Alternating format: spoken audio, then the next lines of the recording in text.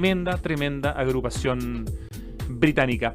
Estamos en el estudio ya con nuestro invitado Diego García Guerra, el cofundador y el coordinador general de pedaleable.org, pero pedaleable de aquí en adelante en la conversación. Bienvenido, Diego, a Santiago Adicto. Buenas tardes, ya muchas gracias por la invitación. Felicitaciones además por los 10 años que cumple este 2023 Pedaleable. Te voy a presentar a ti como un poco quién eres, además de ser el que lidera hoy día Pedaleable.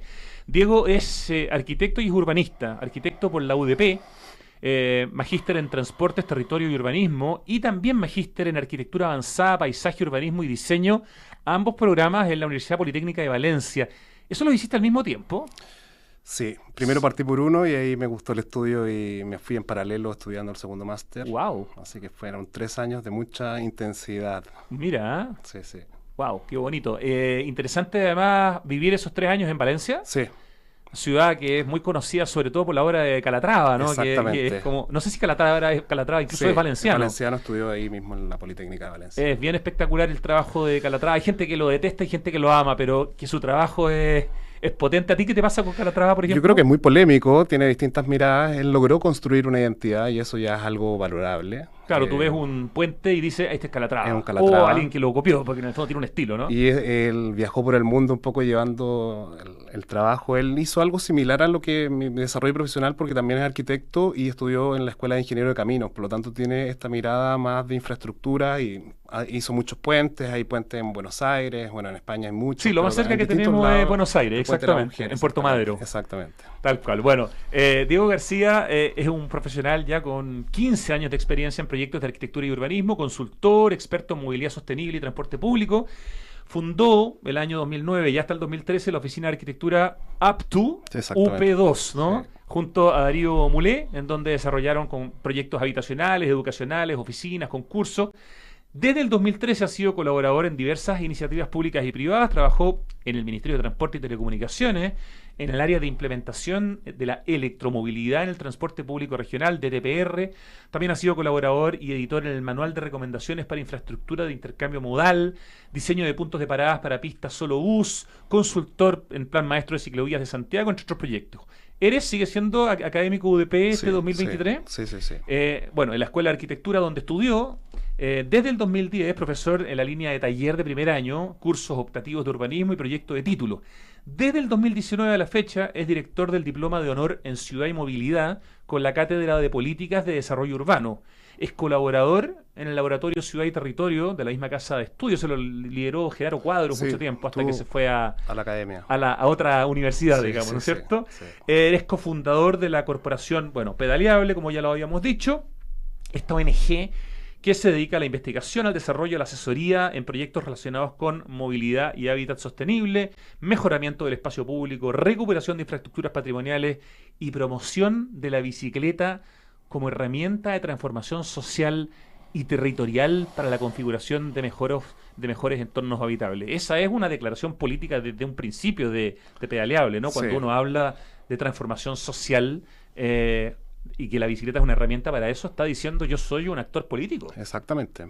Creemos que la bicicleta tiene mucho que mostrar y hablar en la ciudad, porque creemos que la energía humana es transversal a las clases sociales, a la motivación de cada persona de poder tener su propia libertad al momento de desplazarse. Y ahí yo creo que tenemos que trabajar en políticas públicas para poder brindar ese objetivo de que la gente tenga esa libertad de no depender de un medio de transporte, sino que ver a la bicicleta como este agente que abre puertas y te facilita la vida. Bueno, Diego llegó, hace un rato a la radio, por supuesto, en bicicleta, así que nos consta que es además bastante consecuente con los temas que se dedica a investigar. El año 2021-2022 estuvo recorriendo todas las ciclovías del Santiago urbano, para caracterizar y registrar en video de 360 grados las características principales de los ejes ciclistas de la capital, permitiendo así tener una mirada clara del estado del desarrollo de la infraestructura ciclista de Santiago.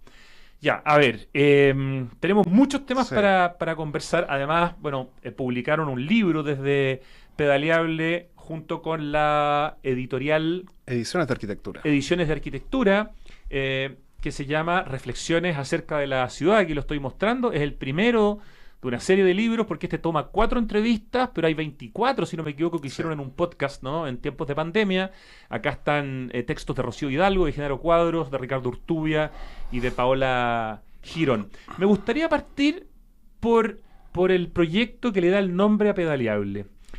Hubo una tesis, tal como yo comentaba al principio del programa, el año 2013, de 2 alumnos de arquitectura de la Católica, Tomás Echiburú y Osvaldo Larraín, que se llama Mapocho Pedaleable, Santiago, Chile.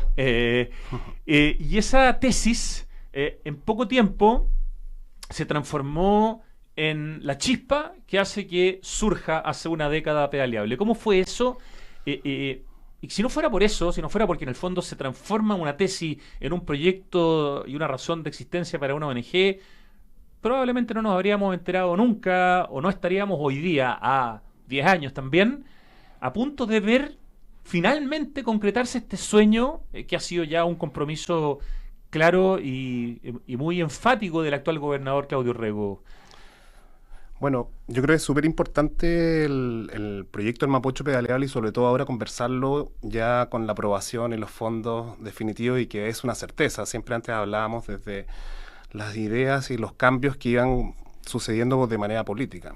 Lo que sucedió aquí es que teníamos un lugar de trabajo donde cada uno teníamos nuestras propias oficinas, distintos profesionales, más arquitectos, pero habían también diseñadores, geógrafos. Hay varios entrevistados de este programa que pasaron por ahí. Han varios que han pasado por ahí. Me contabas tú hace un rato. Exacto. Y en este espacio donde yo principalmente desarrollaba proyectos de arquitectura más de diseño, surge la oportunidad antes de la tesis de estos compañeros que proponían esta idea de recuperar el Mapocho, pero como una persona natural no se podía avanzar mucho, había que crear una institucionalidad. Por lo tanto surge la idea de armar esta ONG y empezamos a averiguar qué es hacer una ONG, qué implica, cuál es el nivel de compromiso, cuáles son las alianzas, las estrategias, un mundo absolutamente nuevo y que ahora ya se denomina emprendedor social. Así, ¿eh? Sí, esos son un poco la definición de que en ese momento no sabíamos lo que estábamos haciendo.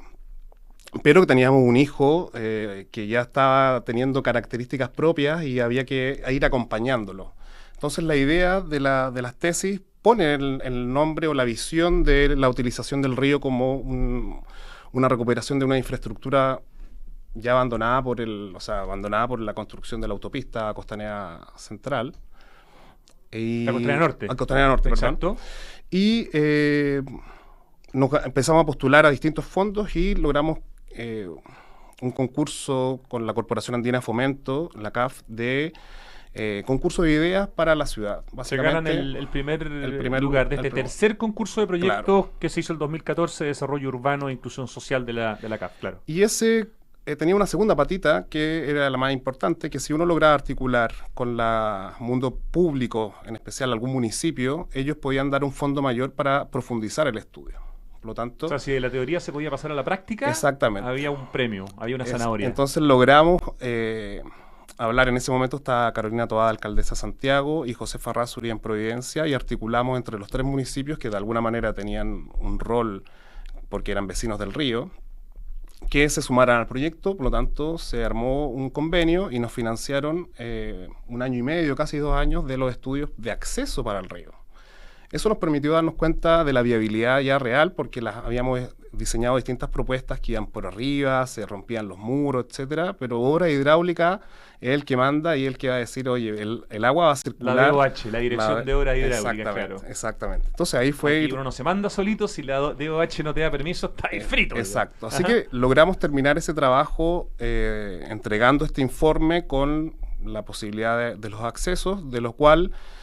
Desde ahí pasaron 4 o 5 años donde cambiaron la administración, quedó un poco el proyecto técnico, por así decirlo, medio estacionado. ¿Todavía no se había hecho ningún piloto, nada? No, sí, cada año estaban los pilotos, nada más que cada año iban avanzando los pilotos. Porque los pilotos permitían que la gente en algunos meses o semanas del año, y no me acuerdo los tiempos, pudiera bajar justamente al río y experimentar este piloto, que obviamente sigue hasta el día de hoy, sigue siendo precario, pero te permitía acercarte al río. La idea era socializar las ideas que teníamos y entender cuáles eran los perfiles de usuario que iban a utilizar el este lugar, este espacio público, ya no era una ciclovía, era un espacio público que la excusa fue la ciclovía como el lugar para apoderarse de la conexión que el río es increíble. ¿Cuánto duraban los pilotos en los primeros años de Primero fue de el apertura? 2013, fue solo un día. Un día, un domingo. ¿ya? Después el otro año avanzamos a 2 días. Ajá. Después fuimos a 3 días. Y para el Foro Mundial de la Bicicleta el año 2016 se abrió durante una semana. Y ahí fueron 60.000 personas. Eso y fue el hitazo. Y fue un poco lo que validó para que la presidenta Bachelet decretara la medida presidencial y se permitiera ya avanzar más fácilmente en el proyecto definitivo. Sin embargo, estamos en 2023, Claro. y recién hoy vemos bastante ya factible que el proyecto del Mapocho pedaleable, que hoy día se llama en realidad Mapocho pedaleable y caminable, Exacto. porque no es exclusivo para ciclistas, sino que es para que lo podamos disfrutar todos los habitantes de la ciudad, esté bastante cercano a su realización. Los últimos años se ha abierto como ya no como, o sea, como piloto también de Claro. alguna manera, por tiempo más importante, se usa bastante más, hay gente que reclama que no es lo ideal, pero sigue siendo en el fondo todavía un lugar donde no se ha hecho mayor desarrollo del que básicamente hicieron ustedes y Claro. un poquito de complemento posterior. Claro, de hecho ahí nosotros gastamos mucha energía en gestionar recursos para que conseguir la pintura, en un momento nos donaron las rampas de acceso, o sea, las prestaron. Recuerdo que la empresa de cemento Vitumix les regaló cemento, por ejemplo, para asfaltar, ¿no? Exactamente, y había que ver cómo meter las máquinas, toda una ingeniería previa para poder... y eso hasta el momento ha durado, ya Sí. cada año va un poco deteriorándose con las crecidas de invierno, etcétera. Pero claro, es verdad que se ha deteriorado. Yo creo que eso es parte de ir esperando las respuestas institucionales. Yo creo que ya a fin de año van a empezar a hacer los cierres perimetrales porque la obra ya va y no hay vuelta atrás. Para ir cerrando este primer tema, porque tenemos muchos Sí. que hablar, el proyecto que anunció el gobernador Claudio Urrego de Mapocho pedaleable Sí. y caminable, que debiéramos ver desarrollado, esperamos pronto, ¿no? ¿En cuánto se parece al proyecto que ustedes, digamos, presentaron, en el que trabajaron hace Yo creo que una década? Yo creo que hay un relato similar, hay una respuesta de entender este como un espacio público, donde las actividades no solo desplazarse de un punto A a un punto B, sino que poder ir a compartir a orillas del río. Claro, no es una carretera no para es- las bicicletas. No, pero está segregado, están los peatones y me imagino que debieran haber algunos programas, algunas actividades abajo que permitan complementar la experiencia. O sea, puede haber un café o algo itinerante, elementos que permitan, bueno, vamos a tomarnos un café al río y que sea la excusa de ir a conversar a un lugar. O vamos a un meter las espacio. patitas O al vamos río. a hacer un picnic, claro. Porque en verano y en días como hoy, que está Exacto. anunciado 34 grados, tú bajas al río, digamos, y la brisa y el frío Sí. del agua realmente te cambian la experiencia. Pero para Sí. eso hay que entender también y acordarse de que el río está libre de aguas servidas hace ya 11 Exacto. años, es un río limpio en el sentido de que no tiene agua servida, no es potable el agua, no es Exacto. para tomarla, pero no hay olor. No, Bueno, nada. tú has estado ahí Sí, tantas veces, ¿no? totalmente. Creo que puede ser un buen testigo de esa limpieza que se Sí. hizo en el río, que Sí. es otro río. Mire, yo creo que además lo más importante es poder haber identificado una oportunidad de recuperación del río como un corredor ciclista o multipropósito, porque las ciudades en Chile tienen una característica muy similar. Todas tienen un río que cruza la ciudad o pasa por el lado, etcétera. Entonces, y que todos, gran mayoría, también son torrentes y están secos en gran parte. Y a las que muchas veces la gente le da la espalda, ¿no? Exactamente, las ciudades tienden a darle la espalda y ahí nosotros vemos que hay una oportunidad en recuperar ese borde como espacio público, con actividades culturales, con actividades para hacer deportes, de ocio, etcétera, y que si ya funciona en Santiago, como un poco lo que pasa, que hay que probar todo en Santiago para llevarlo a regiones, yo creo que ahora ya esperar que salga bien para que se pueda replicar esto en otras regiones. Pedaleable.org, el emprendimiento social que tú lideras, está en relación hoy día con el trabajo que se está haciendo desde el gobierno regional. ¿Hay algún vínculo? ¿Hay alguna conversación? Tenemos conversaciones con el jefe de infraestructura, donde un poco nos ha invitado en algunas reuniones que socializan el proyecto, que nos muestran un poco en qué va. No tenemos tanta información técnica, así como este es el proyecto que va a ser. Pero de alguna manera participan a ustedes como que papás del proyecto, exacto, mamás, hay padres y madres del proyecto. Exacto, ¿no? hay una colaboración ahí. De hecho, en la última reunión que tuvimos les vamos a entregar el Twitter, que teníamos la cuenta de Twitter para que @Mapocho Mapocho Pedaleable, Ajá.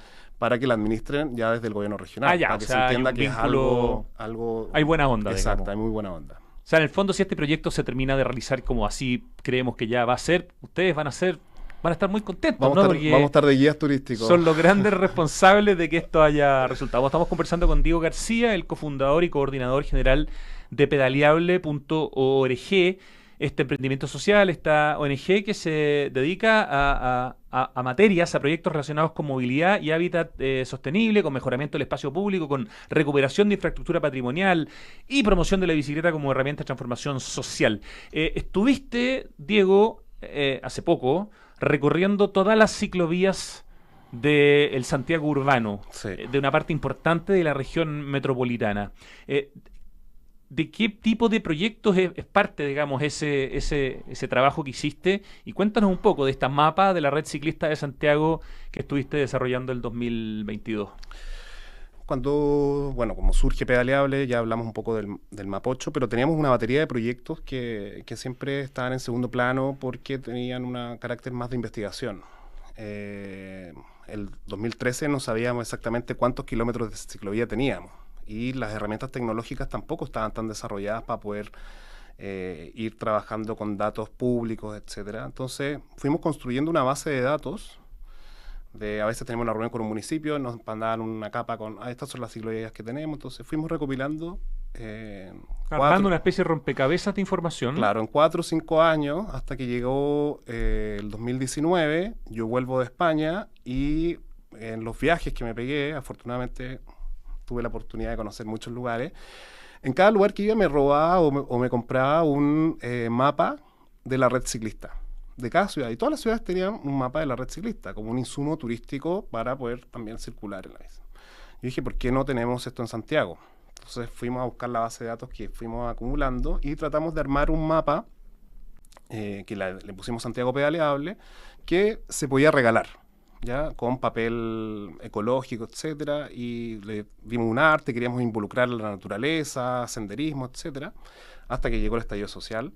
Por lo tanto, esto iba acompañado de una campaña en espacio público que están siendo deteriorados, rotos, entonces se bajó el proyecto, pero nos quedamos con todos estos datos y ganas de mostrar cómo era la red ciclista de Santiago. Y en un momento pasan los 3-4 meses del estallido y llega la pandemia, nos tenemos que encerrar. Y ahí en ese momento nos hacemos la pregunta, bueno, ¿y esta base de datos que estuvimos a punto de mandar a hacer este mapa de 5.000 impresiones, ¿estamos seguros que realmente son ciclovías? Buen punto. Yeah. Y era como, estamos difundiendo algo que no tenía una base. Entonces ahí fue la motivación de, bueno, pasar de la alguien teoría tiene que ir, a la alguien práctica. tiene que ir. ¿Ya? Y ese alguien que tiene que ir, bueno, yo me motivé. Logramos articular con Specialized, marca de bicicletas, y con Garmin de GPS, los insumos. Te pasaron una bicicleta con asistencia eléctrica, entiendo, ¿no? Una Que te bicicleta permitió Entonces, cansarte menos y avanzar más. Claro, porque había todo un tema técnico de cuánto te dura la cámara. Un minuto de esta grabación son 1 giga, por lo tanto se va acabando la memoria, etcétera. Había toda una logística y había que recorrer en un breve tiempo porque nos dan algunos permisos. ¿Cuánto tiempo estuviste recorriendo? Tuve como inicialmente eran 4 meses y me terminé trabajando 6 meses o terminando. ¿Cuántas veces a la semana? ¿Todos los días? No, martes y jueves. Martes y jueves. Sí, yo me armaba mi itinerario. ¿Y qué parte del día? ¿Parte importante del día? Mira, salía por lo menos a las 9 de la mañana para no tener tanto frío, o sea, en un lugar intermedio, porque la luz también tenía que ver que me grabaran y tampoco podía ser tan tarde en la noche porque había lugares donde desconocía. Pero yo iba por comuna, entonces ya, vamos a Renca y en 2-3 sesiones mataba a Renca. Después volvía y me iba a veces hacia algo más cerca de Santiago. Bueno, era un casa ciclovía, ir buscando, y muchos nos apoyábamos con la comunidad por las redes sociales que nos decían, oye, acá hay una ciclovía nueva en Quilín, por ejemplo, en Peñalolén, así que partíamos a recorrer ¿Cuántas comunas mapeaste? 34 comunas. Nuestra base de datos inicial hablaba de 500 kilómetros y nos pasó que de esos 500 kilómetros, por ejemplo, el Cerro San Cristóbal decía que tenía ciclovía, pero en verdad no es una ciclovía, era como un espacio compartido. O sea, había que ser bien categórico para poder evaluarla, su ancho, su pavimento, si tenía señalización o no, si iba por la calzada o por la acera. O sea, había una serie de información, dato duro, que es muy relevante porque eso después, una vez terminado, permitió crear un mapa, y que lo pueden ver en mapa.pedaleable.org, donde ahí está tal cual la red de ciclovía de Santiago ahora. Eso está en el fondo lo más actualizado Exacto, posible. Eso tiene exacto. eso se va a seguir Sí, la actualizando. idea es cada 2 veces al año, cada 6 meses. Nos falta actualizar ahora porque cuando lo lanzamos, esto fue el año pasado, justo inauguraron Vespucio, por ejemplo. Entonces hay que anexar esos kilómetros de Vespucio, como que uno cree que van creando más ciclovías de la cuenta y no es tanto. Entonces es mejor esperar 6 meses y pegarse el recorrido de... Pero aprovechando estos 10 años de celebración de la existencia de Pedaleable, qué es, cómo es el estado del arte de la ciclovía en Santiago, en estas 34 comunas urbanas, en el Santiago urbano, versus lo que era 10 años atrás? Una pregunta polémica porque hay distintas miradas. Nosotros somos más optimistas en que hace 10 años había muy poca ciclovía.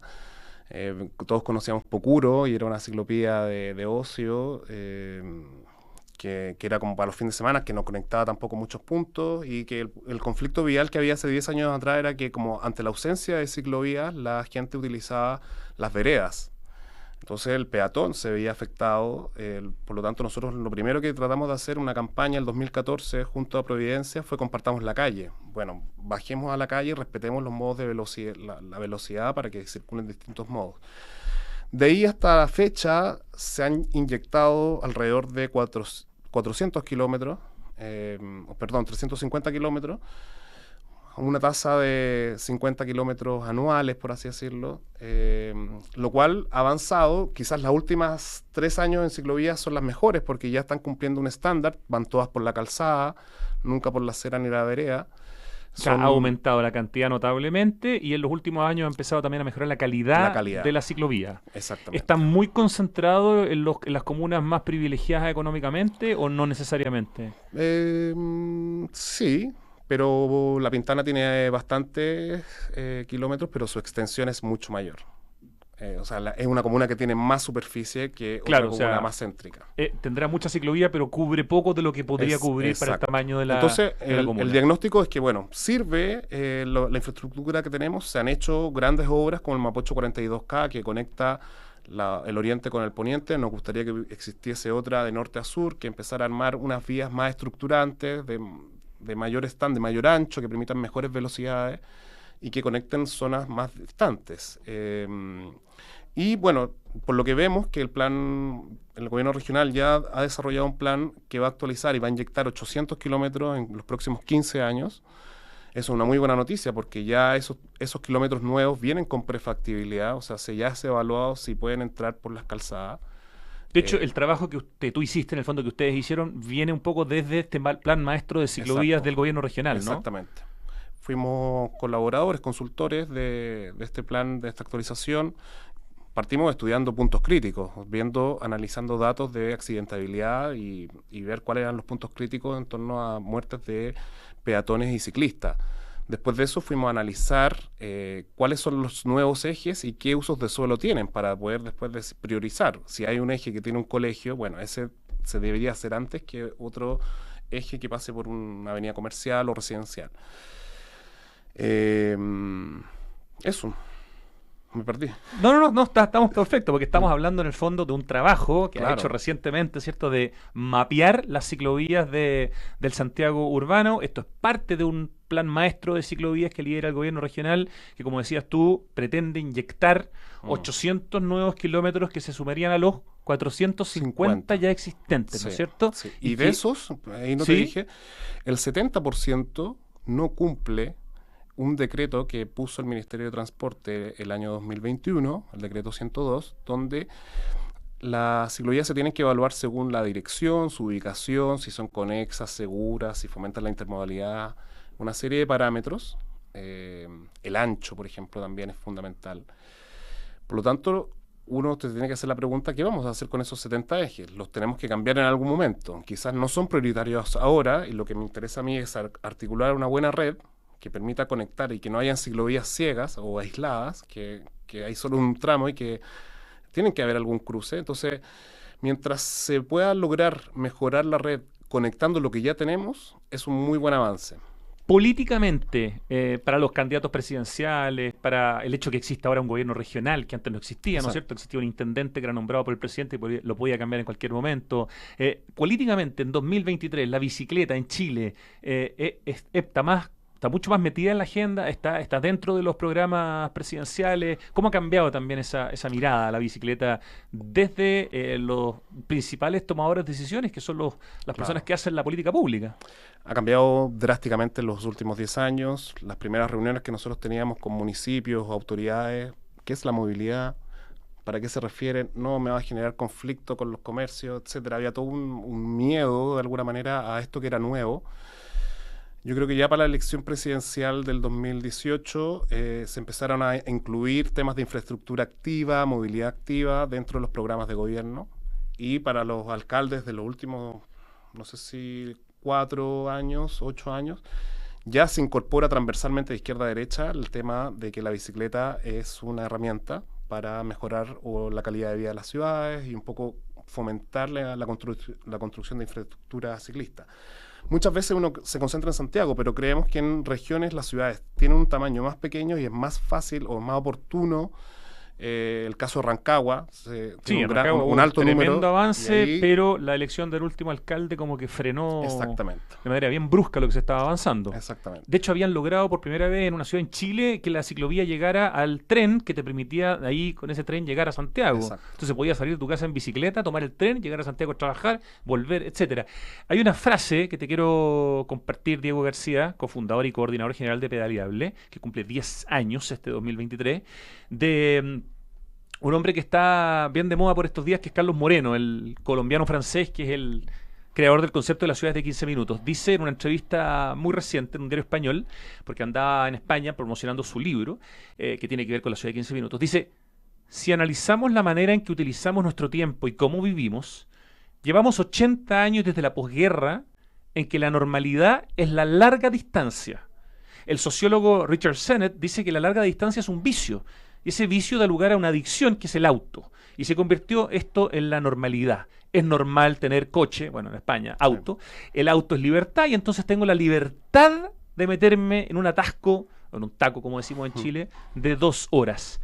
Esto, claro, está hablando de la ciudad de 15 minutos, que en el fondo es la ciudad que es ideal, donde tú tienes los servicios, el comercio, la educación, los empleos relativamente cerca, y el auto lo puedes usar para algunas cosas, pero no para todas. ¿Cómo ves esa apreciación? Qué interesante, este vicio de algo que lleva ya tantas décadas instaladas en nuestra cabeza, que hace que muchas veces en distintos municipios pueda ser un tema así como: no me metáis la bicicleta porque se me van a enojar los vecinos.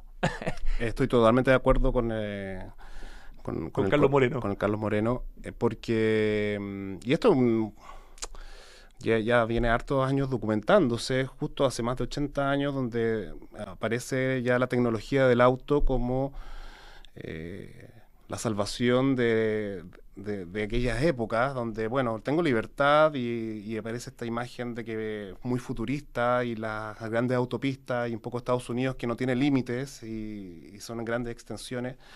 El fenómeno europeo afortunadamente es distinto porque las ciudades son mucho más pequeñas y están interconectadas. O sea, uno se aleja y mira a Holanda, los Países Bajos, y eventualmente podría ser una gran ciudad muy latinoamericana porque sus áreas urbanas ya están relativamente cerca, pero lograron construir una infraestructura que permite que cada una de esas unidades sean ciudades de 15 minutos. Yo estuve 3 años viviendo en Valencia, donde me movía o a pie, bicicleta o transporte público. Y cuando había que andar en auto para ir a una ciudad afuera, bueno, auto compartido. Entonces ya empiezan a haber distintas herramientas. Dicho eso, el fenómeno latinoamericano ha permitido la expansión de las ciudades a suelos más baratos, de alguna manera, que no hay servicios. Entonces, si fomentamos la carretera hacia el norte, van a haber nuevas urbanizaciones en el norte, pero siempre desvinculadas de la ciudad. Si vivo en Chicureo, de alguna manera tengo que obligado con el auto para ir a comprar el pan. Ya cuando aparece ese fenómeno, o tengo que condicionar mis salidas para poder hacer otros tipos de tareas. Entonces ahí yo creo que las ciudades chilenas o latinoamericanas han sufrido de ese vicio del auto un poco como la solución.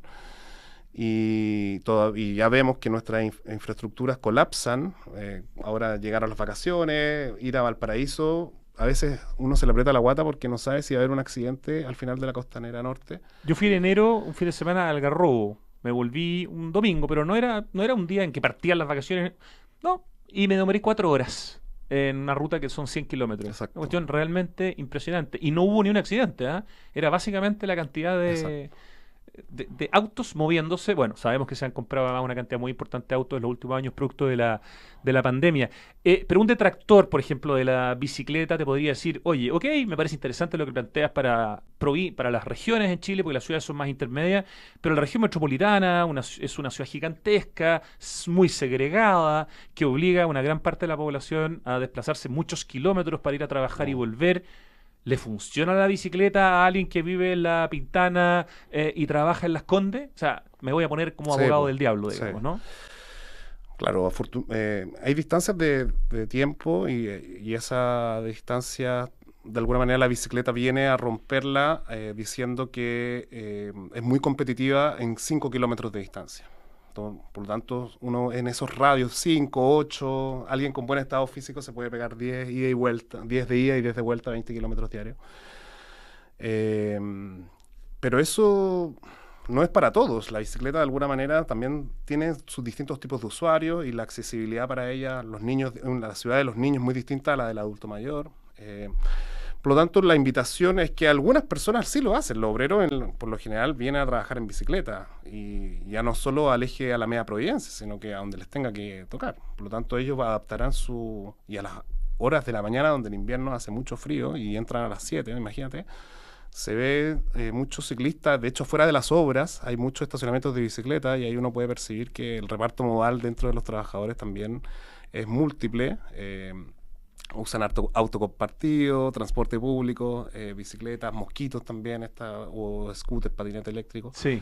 Pero me quiero concentrar en que en este tipo de distancias, ojalá la intermodalidad fuese un actor Claro. clave. ¿Ya? O sea, poder ir con mi bicicleta tanto pública como privada, ya sea plegable o prototipar que en algunos recorridos de transporte público se pueda implementar la bicicleta, trayectos largos, trayectos que valga la pena llevar la bicicleta, que sean más de 10 kilómetros. El hecho que prácticamente hoy casi todas las estaciones de metro ya tengan algún estacionamiento para bicicletas, el hecho de que los domingos se puede Exacto. usar la Eso es bicicleta ya de modo eso más es revolucionario. recreativo, eso es muy positivo, Por ¿no? supuesto, sobre todo para poder mostrar que es viable, que esa convivencia entre los distintos modos tiene que ser amigable, tiene que construir juntos ciudad. También los detractores de la bicicleta para Santiago hablan de esta pendiente que tiene la ciudad, que sería un impedimento para poder, de alguna manera, masificar más el uso de la bicicleta. Esa pendiente en comparación con las pendientes que te tocó ver en ciudades europeas, ¿es tan No, relevante? no, hay muchas. Valparaíso tiene pendiente. Claro, ahí sí que hay pendiente. San Carlos de Apoquindo tiene pendiente, los bordes, la Cota 1000 tiene pendiente, pero Santiago en general es relativamente plano. Esta pendiente del 2% se ve muy bien en la subida, porque cuando uno baja a favor de la pendiente, es mucho más expedito. Cuando yo bajo a la universidad me demoro 10 minutos desde la oficina y cuando subo son 15, o sea, se nota que la subida va a ser un poco más lenta, pero uno ya se empieza a acostumbrar. Lo difícil es cuando son trayectos demasiado largos, que esta pendiente es demasiado cansadora, porque claro, hacer 20 kilómetros en pendiente no va a ser tan agradable. Bueno, ahí la bicicleta con asistencia eléctrica, en la medida que se vaya democratizando en precio, Exacto. puede también realmente transformarse Exacto. en un complemento o en un competidor en algunos casos del auto. Bueno, hoy día es un competidor quizás por precio, porque es una Claro. bicicleta cara. Pero en el fondo la bicicleta con asistencia eléctrica, es decir, que tiene una batería que te permite usarla cuando tú quieras y que por lo tanto te permite transpirar menos, esforzarte un poquito menos, pero igual estás haciendo ejercicio Sí. y puedes desplazarte, ¿puede ser muy revolucionaria en el futuro desde tu perspectiva? Yo creo que sí. Por ejemplo, Madrid es una ciudad que tiene muchas lomas. Y lo que hizo la alcaldía, tiene bicicletas públicas eléctricas. Ah, genial, claro. Y son revolucionarias. Es fácil como andar una moto y tú subes una loma. Y claro, son de alquiler, tienen un tiempo determinado, pero su función es llevarte de un punto A a un punto B. No es para salir a pasear. De mi casa a la pega, de mi casa al estudio, de mi casa al consultorio, etcétera. 20 minutos máximo. Y tú lo que haces es darle una fuerza, pero después te lleva solo la bicicleta. Entonces ahí tú dices, claro, es una infraestructura que es cara implementar. Cada bicicleta, ¿cuánto costará? pero una vez que ya se incorpora en la mentalidad y un cambio cultural, se utiliza como un medio de transporte. De las ciudades europeas que pudiste recorrer en tus 3 años haciendo estos magísters en España, ¿cuáles fueron las que más te impresionaron en términos de su infraestructura ciclista? O sea, yo sé que hay dos Sí. nombres que son como obvio cuando uno habla, no sé, Sí. de Ámsterdam y de Copenhague, pero debe haber muchas otras ciudades en Europa que no son tan conocidas Claro. por su marca como ciudades para bicicletas, pero que después te pueden haber, digamos, impresionado. Sí, me impresionó mucho y sobre todo porque hay distintos enfoques entre las políticas de los países. Francia, por lo general, ahora tú ya lo habéis visto, pero impulsó, sobre todo en pandemia, un alto número de transformación de vías ciclistas, etcétera. Pero ellos permiten el circular a contramano. Está permitido como parte de la... Entonces hacen ciclovías que van solo a Ajá, contramano y, ya. y la bicicleta va por el carril del auto con el auto. Entonces en España está prohibido. Entonces uno empieza a ver por qué se va prohibiendo, porque todas estas políticas uno las podría implementar también acá, o tomar algunos de... Y para ir ya respondiendo a la pregunta, el contexto español es mucho más latino, se parecen en las políticas públicas y yo creo que es interesante ver cómo han ido resolviendo ellos los problemas de movilidad. Un caso, la ciudad de Pontevedra, un ejemplo de peatonalización, está todo el casco histórico peatonalizado, no fue antes de ayer, fue ya hace más de 10 años, o sea, se tomaron un tema en serio de la movilidad sostenible. Vitoria puso hasta unas rampas. Vitoria-Gasteiz, Sí, en el País Vasco. una Sí. infraestructura, unos puentes, una alta Increíble calidad esa del ciudad. diseño espacio público y la proximidad está todo ahí como súper caminable. Eso como unas referencias desde España. Bueno, Valencia ahora es la capital verde y está implementando. Vitoria lo fue en algún momento también. me Exacto, acuerdo. se van Sí, turnando, sí. Se van turnando. y es como justamente porque van promocionando las políticas de desarrollo sostenible. Francia, bueno, para qué hablar de París, Burdeos, como buenos centros. Alemania también es súper interesante porque es como una infraestructura más económica, por así decirlo, pero están todas las calles con ciclovías, aunque sean pintadas sin segregadores. Y el fomento con el transporte público es increíble. O sea, mi mayoría de los videos no son en las ciclovías, son cómo están subiendo la bici Claro. al metro. Es como eso es impresionante, o que pueden bajar súper fácil a las estaciones.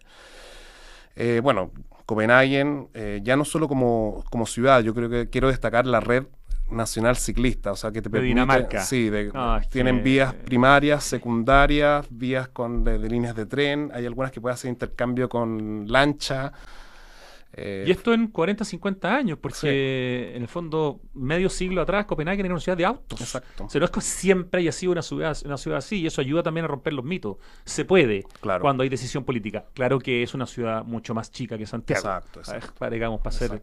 para ser justo. ¿Hubo alguna ciudad o algún país que te desilusionó en términos de su infraestructura para el ciclismo? A ver, Como- quizás Portugal no le vi tanta infraestructura, pero porque también las condiciones geográficas no son tan muchas más lomas, es más como Valparaíso, como exigirle a Valparaíso cómo te pide Cierto. tanta Es ciclovía. un país menos rico también que muchos de los que has mencionado. Exacto. No sé cuánto influye, pero...